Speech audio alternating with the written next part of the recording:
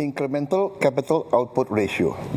ICOR kita 6,5 Ya, tinggi sekali. dibandingkan dengan Korea.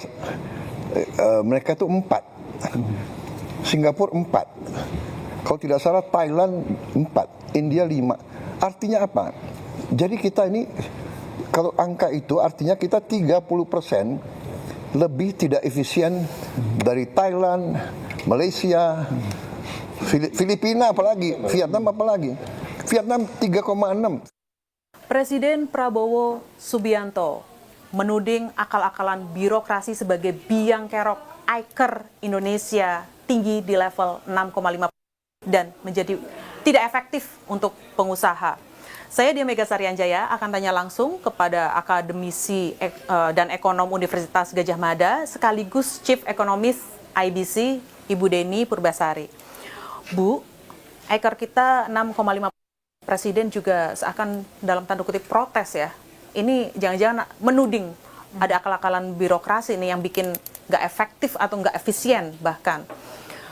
Sebenarnya benarkah Ibu membaca ada akal-akalan birokrasi yang membuat ICOR kita 6,5?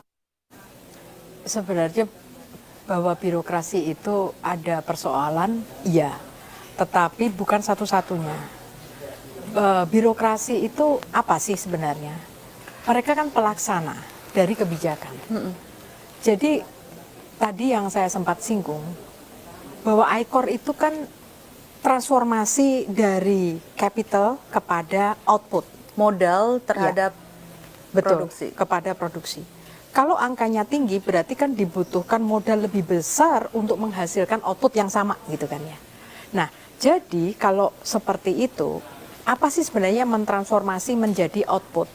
Bukan sekedar kemudian birokrasi, tetapi kan dari kemudian kita melihat ya kalau di dalam ekonomi capital labor itu dan total factor productivity itu yang berpengaruh terhadap produksi.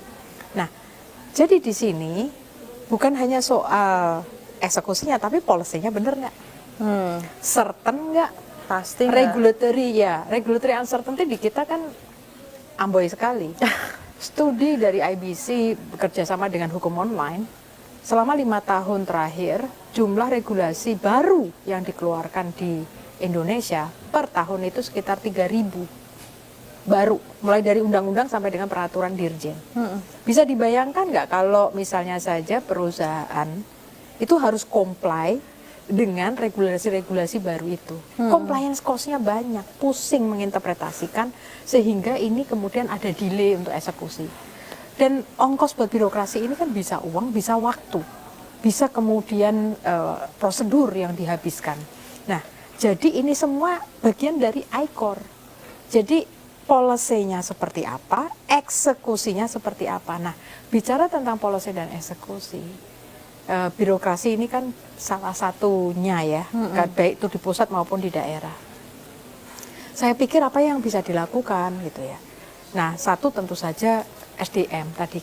Kalau IBC itu di dalam rilis Business Outlook menekankan kunci untuk pertumbuhan yang lebih tinggi dan berkesinambungan itu 3, disingkat 3C. Pertama adalah certainty. Orang yakin bahwa ketika saya berusaha dan berkontrak, ini akan dilindungi dan aturannya adalah seperti itu. Kalau saya mengikuti, saya tidak akan kemudian punya masalah hukum. Itu. Ya, jadi ada certainty dulu, orang yakin dulu. Karena kalau investasi itu kan menyangkut periode yang panjang. Cash flow-nya atau hasilnya BEP atau apa itu kan tergantung dari proyeksi yang panjang. Semakin panjang semakin beresiko. Semakin besar modalnya semakin beresiko. Jadi kalau indikasi sebuah negara itu katakanlah certainty-nya itu tinggi atau tidak, lihat aja investasi yang berasal dari luar negeri seberapa banyak. Di Indonesia FDI kita hanya 1,5% dari PDB. Karena apa? Ya orang asing selalu punya options untuk berinvestasi di tempat lain, bukan hanya Indonesia, negara di dunia ini kan gitu. Tapi di sisi yang lain adalah tadi pengusaha domestik pun kalau punya uang, saya mau pakai uang saya untuk bisnis baru atau kemudian lebih baik saya taruh di misalnya saja SBN atau capital market bahkan Iya. atau saya beli saham Yang nggak berkeringat di, ya, Bu? di luar negeri. Iya. Ya. Nah, itu kan sekali lagi orang punya pilihan. Jadi kita harus paham bahwa dunia itu sangat kompetitif. Karena itu pastikan kita dari sebelum apapun ada certainty, create certainty. Yang kedua adalah C yang kedua adalah capability. Ini capability bukan hanya capability perusahaan untuk beradaptasi dan berinovasi atau menciptakan research and development, tapi capability dari keseluruhan masyarakatnya, human capitalnya jago, produktif. Tadi produktif itu gampang yang gini, kan itu abstrak ya tadi ya produktif. Tapi misalnya saja dalam satu hari berapa jam sih kita realize bahwa kita scrolling misalnya tanpa tujuan 1 jam, bagaimana kita bisa mengganti 1 jam ini dengan sesuatu yang itu kemudian bermanfaat, meningkatkan produktivitas. Jadi jangan sampai ada waktu yang kebuang. Dan kita mengerjakan sesuatu itu makin lama makin cepat. Sehingga kemudian waktu kita bisa digunakan untuk yang lain, yang lebih produktif lagi. Nah, jadi capability dari perusahaannya, capability dari human capital atau tenaga kerjanya, sumber daya manusianya. Tapi jangan dilupakan capability dari aparatur negara. Karena apa? Aparatur negara mau eksekutif, legislatif, yudikatif, ini adalah yang bikin aturan, yang melaksanakan aturan, yang menegakkan aturan. Ini harus jago semua. Bahkan mereka mungkin adalah yang terjago dari seluruh masyarakat. Karena kalau kita tanya orang Singapura atau Cina, mahasiswa itu ya, Peking University dan lain, cita-citanya mau jadi apa kalau lulus? Mereka akan jawabnya adalah, ya bahasanya kita itu PNS. Kenapa? Karena itu adalah pekerjaan yang terhormat, very kompetitif dan well paid. Jadi hanya cream of the cream dari masyarakat itu yang menjadi aparatur negara.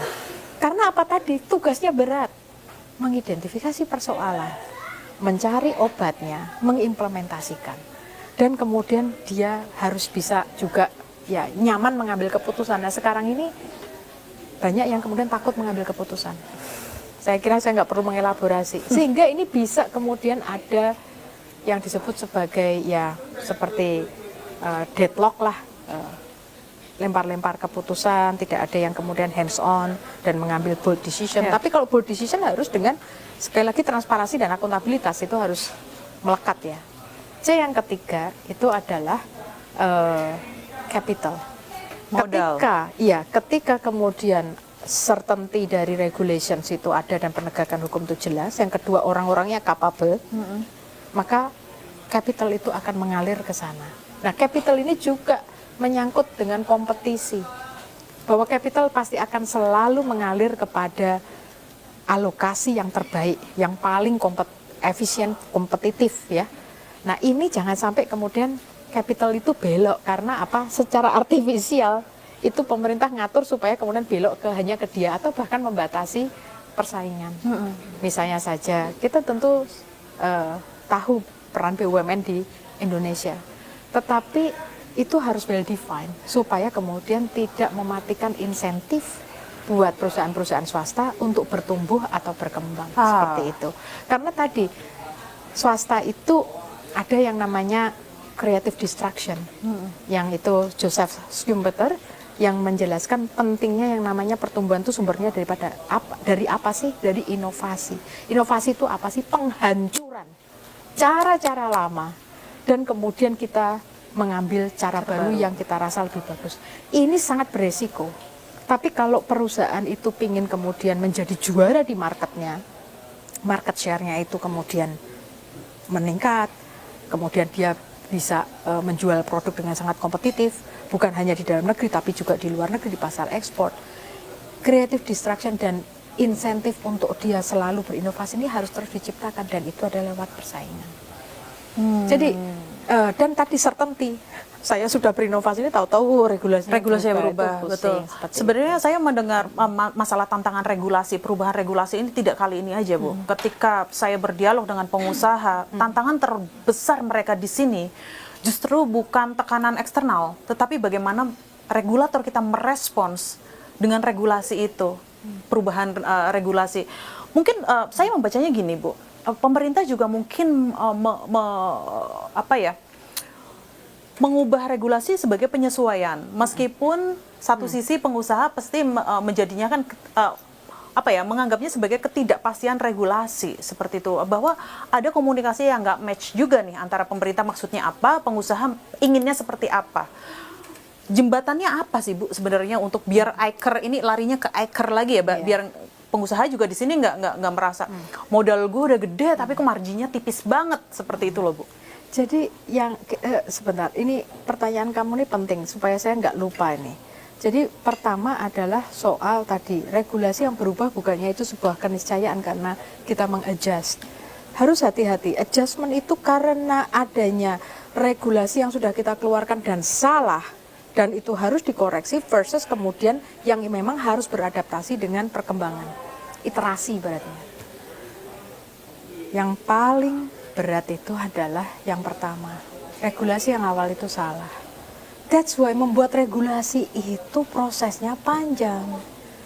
Karena kalau regulasi itu keliru, maka kalau itu dilanggengkan justru very costly untuk perekonomian karena itu memang harus diubah. Tapi kalau regulasi itu memang sudah benar, tetapi perlu iterasi lebih lanjut untuk mewadahi perubahan yang positif, itu bukan dianggap sebagai ketidakpastian. Karena itu regulasinya harus benar dulu. Itu masalahnya kalau regulasinya yang pertama itu sudah salah, kemudian setelah ternyata salah, dikoreksi, itulah yang menyebabkan uncertainty. Karena kadang bisnis sudah merespon terhadap regulasi yang salah ini, dia sudah invest, tapi kemudian loh kok dicabut, kok diubah aturan mainnya, itu yang kemudian membuat bisnis tidak nyaman. That's why membuat regulasi butuh yang nomor 2 tadi, capability. Dan itu dibutuhkan proses yang cermat, diskusi yang luar biasa, dan kemudian tadi sebuah planning yang itu adalah jangka panjang. Karena jangan sampai kita itu hanya fokus di jangka pendek, tapi at the cost of long run growth atau capability kita untuk bertumbuh, capacity to grow itu rusak karena kita hanya mengejar pertumbuhan jangka pendek. Nggak sustain maksudnya gitu ya? Ya, karena kan kita tahulah dari literatur ekonomi Econ 101, itu kebijakan fiskal dan moneter itu bisa seperti steroid untuk membuat kita bisa lari kencang, tapi habis itu kita rusak fisiknya gitu. Itu bisa. Atau bahkan itu membuat ekonomi destabilizing, itu bisa. Nah, jadi kebijakan yang betul-betul mengabdi kepada kepentingan Republik Indonesia, orang-orangnya, masyarakatnya, bukan perusahaan. Perusahaan itu hanya part of the agents, tetapi masyarakat, rakyat itu yang menjadi first order concern. Pengabdian kebijakan itu adalah untuk mereka gitu. Jadi hati-hati karena ya itu tadi total surplus perekonomian, ada producer surplus, ada consumer surplus, ini kita harus seimbang gitu ya. Tetapi bagaimana untuk memastikan bahwa kita itu sudah membuat regulasi yang serve the greater goods for the society. That's why itu harus prosesnya transparan, melibatkan, ada perdebatan, dan begitu dikeluarkan pastikan itu ya itu tadi certain bahwa diimplementasikan dengan konsisten. Tapi hulunya ini harus benar dulu. Kalau hulunya sudah salah, dibiarkan ya tambah salah gitu. Dikoreksi uncertain karena tadi sudah ada bisnis yang masuk. That's why membuat regulasi itu sangat sacred sih buat saya sih. Nah, butuh proses. Nah, tapi tadi yang sempat disampaikan lagi selain daripada itu saya jadi kalau ICOR itu 6,5 memang kemudian dibutuhkan investasi itu mencapai 52% dari PDB, which is too expensive for us. Tetapi kalau kita bisa menurunkan ke 4 misalnya saja ya. Betul. Bisa nggak seperti maka, negara tetangga Bu? Kompetitif tadi bahwa bukan hanya soal capability dan certainty, tetapi juga komplementer infrastruktur yang memungkinkan kita itu untuk bertumbuh. Seperti misalnya saja logistiknya yang jago dong, jangan hanya membuat jalan tapi memanage jalan, memanage bandara, memanage pelabuhan, dan proses ini harus cobalah kita mengadopsi best practice, membuatnya transparan, vendornya kompetitif, dan memang itu adalah yang kompeten. Dan itu sekali lagi kalau kita kemudian memastikan ada kompetisi dan kemudian tadi transparansi anggaran dan segala macam semuanya dilaporkan karena itu adalah uangnya masyarakat, maka saya yakin secara bertahap kita menjadi lebih baik. Jadi itu logistik kompetensi itu penting juga mensupport terhadap ICOR, manusianya juga, birokrasinya, regulasinya. Jadi ICOR bukan soal tadi per se yaitu adalah birokrat, bukan.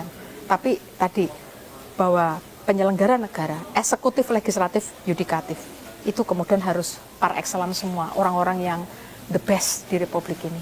Karena masalah kita itu kompleks. Kompleks. Iya. Negara yang besar, masalahnya juga besar. Iya, karena itu Kompleks. butuh pemikir yang hebat untuk kemudian memikirkan tentang solusi buat Republik ini. Dan tidak hanya itu, lingkungannya juga nyaman untuk mereka mengambil keputusan. Karena ini bukan ahli nujum loh. Kalau saya takut sekali terus terang kalau namanya mengambil keputusan itu yang itu berdampak luas, memakan anggaran yang besar. Dan kita ini kan menghadapi sesuatu informasinya tuh ex ante. Kita baru tahu dampak dari kebijakan itu setelah kita jalanin kan. Ya, kuratif. Exactly. Jadi ex ante-nya itu sudah dengan segala keterbatasan informasi, tapi kita learn best practice, kita berdebat dan segala macam melibatkan, begitu diputuskan bismillahirrahmanirrahim, sebelum memutuskan bahkan bismillahirrahmanirrahim.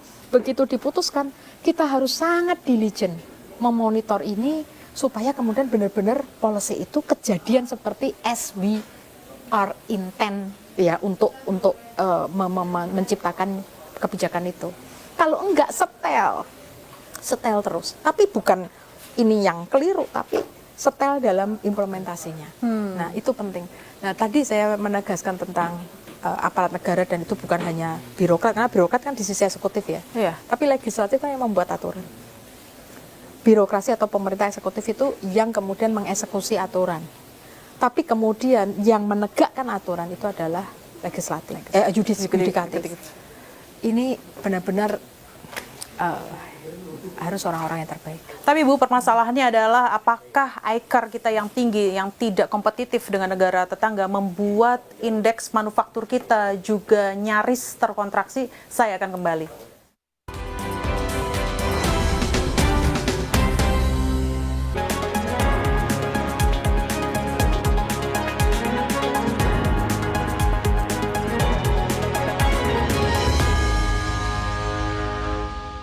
Bu, indeks manufaktur kita ada di level 50,4 Bu, sedikit lagi di level kontraksi ya, tidak ekspansif lagi Bu.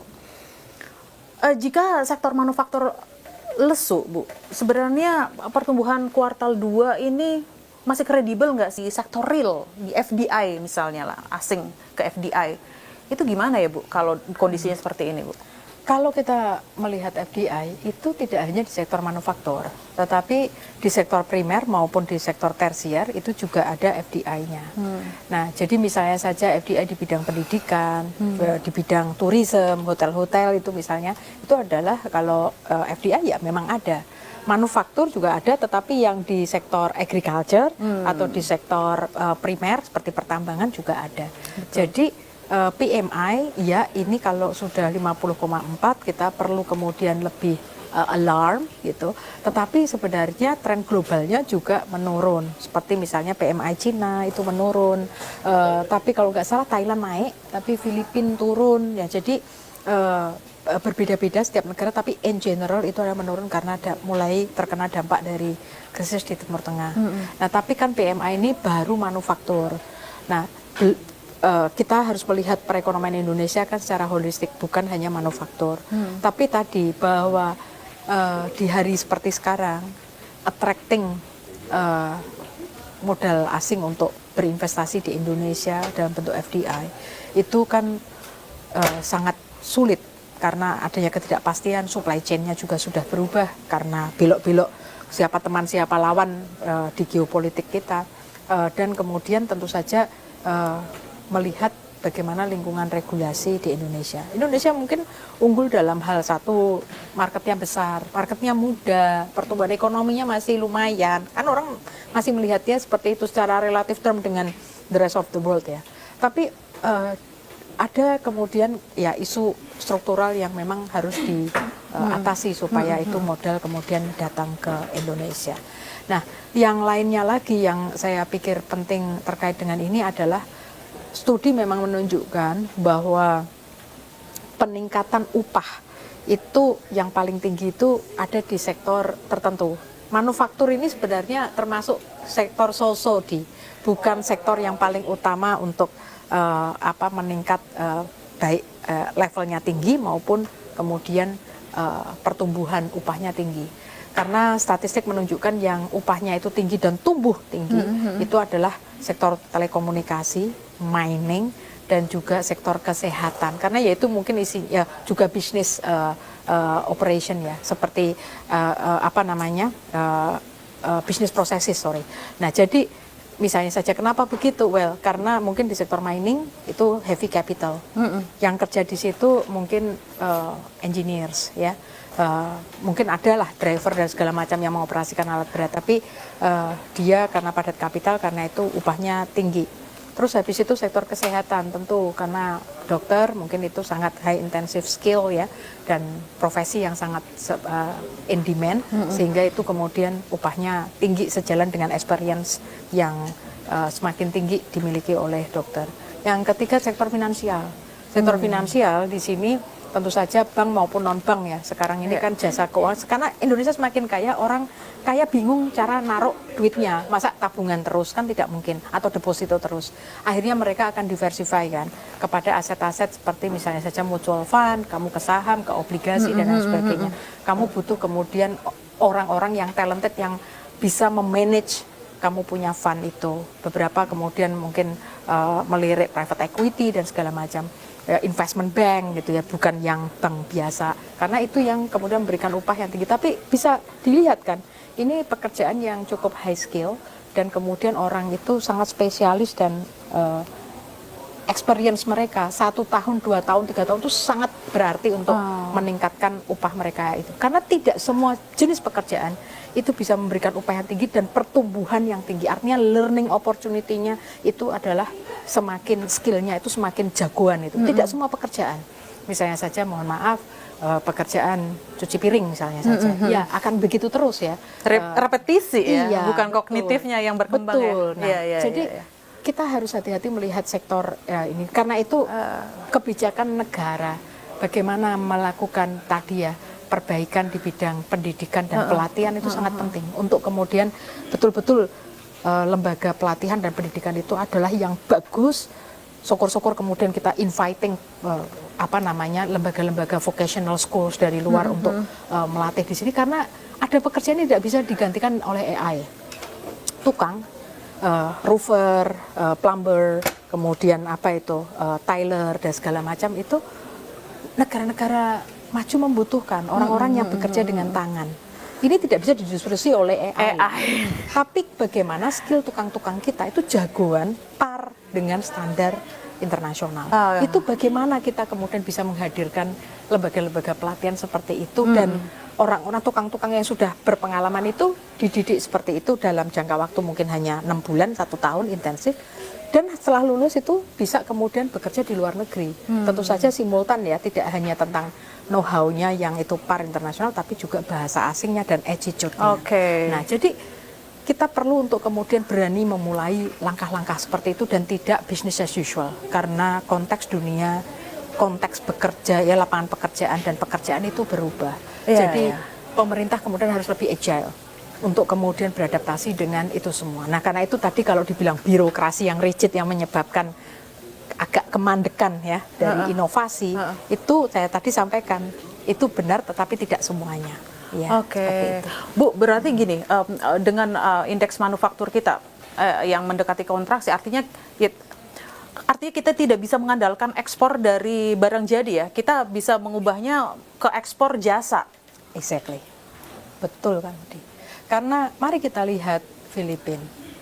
Negaranya tidak sebesar Indonesia, tetapi ekspor talents mereka ke seluruh dunia begitu besar, sehingga mereka itu kemudian mengirimkan remittances yang sangat besar balik ke Filipina, dan kemudian ini bisa memperkuat cadangan devisa mereka. Jadi cadangan devisa, kita kan selalu tahu ya bahwa current account kita itu defisit disebabkan karena neraca jasa. Tetapi kemudian untuk neraca barang kita baik-baik saja. Nah, dan Indonesia ini terkenal sebagai negara komoditas. Karena itu sebenarnya kalau melihat opportunity di Indonesia, Indonesia ini kaya dan segala macam karena sumber dayanya banyak dan segala macam, itu benar. Tetapi bagaimana mengelola sumber daya itu dengan baik dan kemudian membuat perusahaan asing kalau memang mau mengeksploitasi atau mengerjakan sumber daya tersebut itu sesuai dengan tata kelola yang baik. itu kan. Itu yang kita harapkan. Bukan berarti ini kita tutup sama sekali, tidak. Tetapi sekali lagi harus dengan tata kelola yang baik. Karena undang-undangnya kan sudah banyak, undang-undang sumber daya alam, undang-undang pertambangan dan segala macam, ikuti dan tegakkan dengan baik. Itu saya pikir ya penting. Tapi tadi bahwa ya kita jangan melulu pada barang, benar. Jangan komoditas terus, karena komoditas itu bisa habis. Tapi yang namanya talent itu enggak. Nah, sama halnya dengan turisme. Kita banyak kemudian mengimpor kan dengan travel ke negara-negara lain untuk berwisata. Tapi effort kita untuk mendatangkan wisatawan datang ke Indonesia seperti apa? Karena again, ini yang namanya jasa pariwisata itu sebenarnya satu bisa mendukung sustainability lingkungan. Yang kedua itu ada menyerap tenaga kerja. Dan yang ketiga ini kalau kita melihat orang Indonesia, karakter bangsa Indonesia yang ramah, itu otentik loh. Hospitality itu kita jagoan banget. Tetapi bagaimana mengemas hal-hal yang itu merupakan warisan budaya atau bahkan alam Indonesia itu yang par dengan standar asing sehingga atau standar internasional, sehingga itu punya value yang tinggi itu. Tidak receh, tidak malah rusak. Itu butuh yang namanya tadi C yang kedua, capability. Betul. Jadi capability untuk mengelola, memanage ini kita juga defisit sekali. Iya, saya membacanya bahwa skill itu jangan hanya ya skill aja, tetapi bobot skillnya itu yang matters ya Bu. Betul. Biar kalau ketika bobot skill itu ditambah, value atas seseorang jasa itu menjadi lebih berharga dan bisa beli bensin hanya dalam waktu 10 menit ya Bu. Benar. Jadi bagaimana membuat per jam dari tenaga kerja kita itu punya value yang lebih. Berarti mereka harus kemudian bekerja ke sektor yang memberikan yaitu tadi nilai tambah yang besar. Sektor seperti apa ya? Tentu saja tadi contohnya adalah yang mendatangkan cuan yang tinggi tadi. Nah, karena itu perkuatlah di situ. Dan jangan sampai itu nanti apa ya, kita berpikirnya itu masih masa lampau. Kita justru kemudian terjerembab kepada sektor yang justru nanti terdisrupsi oleh AI. Seperti itu. Ibu maaf nih, saya menyela. Artinya kira-kira nih pemerintah kita sudah ada dalam track yang ini, kira-kira mampu nggak untuk menambah bobot skill pekerja kita biar satu kita gig ekonomi itu kan juga berkembang sekali Bu di sini, itu juga ya mengimbangi manufaktur kita yang tidak, ya saya bisa bilang tidak optimal lah, sedang tidak optimal, sedang tidak baik-baik saja Bu. Ya jadi tadi ya, pemerintah mampu nggak sih sebenarnya Bu? saya melihat bottom line-nya dulu bahwa membuat perekonomian kita itu vibrant, itu kuncinya adalah memastikan adanya fleksibilitas untuk merespon potensi maupun shock, ya, untuk tap opportunity, garap opportunity yang tersedia di pasar, dan kemudian sekali lagi dia bisa bersaing. Itu dulu. Karena apa? Ekonomi itu sangat kompleks. Seorang pengusaha atau entrepreneur bisa melihat adanya peluang dan kemudian menggarap di situ. Itu kemudian kita harus support mereka, mudahkan mereka. Karena itu flexibility tadi. Karena dengan begitu mereka kemudian akan mengambil resiko, pasti akan berusaha sebaik mungkin supaya cuan kan, supaya usahanya itu untung. Karena itu jangan punya sikap kayak kita anti orang kaya, kita anti profit. Nggak ada bisnis itu nggak ngejar profit. Bagaimana kita sustain kalau nggak ada profit? Profit itu buat semangat. Dan kemudian yang penting itu profit itu kalau bisa ditanamkan lagi kepada ekspansi bisnis. Nah, jadi kita harus merubah mindset ini gitu, dan kemudian biarkan bisnis itu kemudian bergerak. Dia pasti akan berinvestasi kepada hal yang dibutuhkan. Nah, pemerintah ini perannya di mana tadi kan? Apakah sudah mengarah ke sana? Masih ada ruang untuk diperbaiki. Tapi terkait dengan misalnya public education, mulai dari PAUD menciptakan karakter anak, ini kita perlu kemudian lebih banyak lah. Saya nggak tahu ya, kita belajarlah dari best practice yang ada, bagaimana sih membuat karakter anak itu baik. Terus kemudian baru SD dan segala macam kan diisi itu kognitifnya, ya, diisi kognitifnya. Baru kemudian sudah SMP, SMA, bahkan perguruan tinggi itu kemudian kreasinya, critical thinkingnya itu kan kemudian harus sudah mumpuni. Sehingga proses yang panjang. Tapi proses yang panjang ini ketika perbaikan-perbaikan, ini jangan lupa karena setiap politisi pasti ingin sukses dalam waktu 5 tahun, dan itu misalnya salah satunya ambisi pertumbuhan ekonomi gitu ya. maka harus ada perhatian kepada the existing workers. Existing usia angkatan kerja, usia produktif itu. Ini mau diinjeksi apa supaya mereka kemudian bisa menghasilkan produktivitasnya tinggi dan mensupport pertumbuhan sekarang, bukan pertumbuhan 10 tahun lagi kan, bukan pertumbuhan 15 tahun lagi.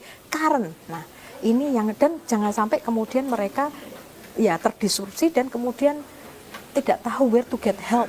Gitu. Nah, jadi peran pemerintah adalah tadi mulai lah, dan kemudian kolaborasi dengan private sector yang tahu ini peluangnya di mana, support itu, dan satu lagi adalah ukur itu keberhasilannya. Jangan kemudian program alokasi dan kemudian eksekusi, laporan, penyerapan selesai itu, jangan. Tapi harus diligent dan bahkan multiple initiative itu diadu mana yang akan memberikan hasil yang paling besar.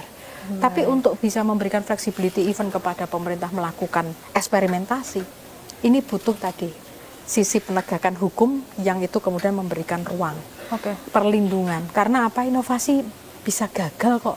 Tapi intentionnya seperti apa? Selama itu tidak kemudian korupsi untuk dirinya sendiri atau ada konflik kepentingan, kelalaian dan segala macam, sebaiknya itu kemudian dilindungi supaya apa? Kemudian pengambilan keputusan dan eksperimentasi untuk kebijakan publik itu kemudian terjadi. Karena otherwise orang takut ngambil keputusan. Karena nanti kalau misalnya tidak efektif for whatever reason, kamu kemudian merugikan keuangan negara misalnya seperti itu. Itu kan yang paling membuat orang kemudian takut. Jangan sampai kita menciptakan sebuah environment yang itu membuat orang-orang yang paling talented, the best and the brightest Indonesians takut untuk kemudian ada di posisi publik. Jangan sampai. Karena itu adalah the worst equilibrium ever. Percayalah, saya Diah Megasari Anjaya dan Bu Deni Purbasari sebagai akademisi Universitas Gadjah Mada sekaligus Chief Economist IBC sangat mencintai Indonesia. Saya pamit, terima kasih.